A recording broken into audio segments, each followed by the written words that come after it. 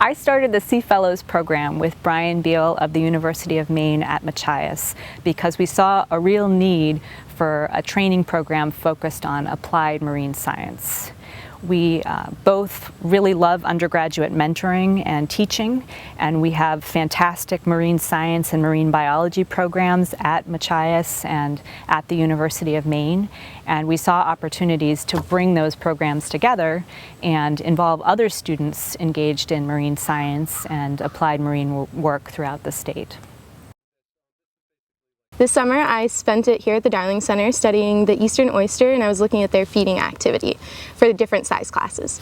So aquaculture is growing at a very fast pace, and the Damascotta River is the hub for oyster aquaculture in Maine. And so we wanted to measure the feeding activities because currently it's not known or it's not well understood for different size classes of oysters. And knowing that can help aid farmers in growth models as well as help them select future lease sites on the Damascotta River. So this summer I was testing the accuracy of a submersible ultraviolet nitrate analyzer, or SUNA, and it is a continuous nitrate monitor that measures nitrate concentrations in the water while it's deployed. And measuring nitrate is very important because nitrate is used by phytoplankton to grow, and then phytoplankton in turn get eaten by oysters, and there's 80% of the oysters that are grown in Maine are produced in the Damascotta River, so it's really important to be able to understand how much nitrate is there to be able to improve aquaculture growth or better growth sites or anything along the lines of the oysters. I was funded this summer through the Sea Fellows program to work on aquacultural research. So I chose lobsters and their shell to focus on, particularly shell disease, a disease that leaves lesions all over the lobster shell.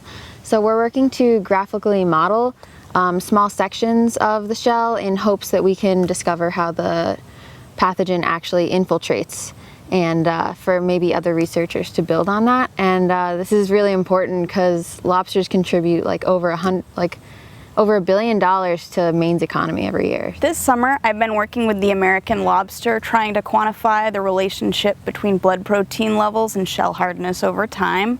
This is an important thing to study because it hasn't been done before, and also it is important for the industry because the longer we can store lobsters, the more they increase in value as their shell reaches a new stage of hardness. This summer I worked with Arctic surf clams, and so we're trying to cultivate them to support and diversify the clamming industry in down East Maine. So like all shellfish, or all bivalves actually, we start with broodstock and we spawn them, collect the larvae, and grow them in the hatchery until they're big enough to put in the ocean. And so we put them in the ocean in cages or trays, and there they continue to grow until they're big enough to seed mudflats with. This past summer, I've been based at the Down East Institute, and I've spent my work with the Arctic surf clam. The goal of what I'm doing is to find the most efficient grow-out method, and by efficient I mean that the clams will have a respectable rate of growth with a high percentage of survival. And when we find that grow-out method, the goal is to expand the already established market for the Arctic surf clam to Down East Maine. This summer I have been at the Darling Marine Center. I have quantified, or at least try to form procedures to quantify the amount of surface runoff coming from the land to the estuary, the Damascotta River estuary.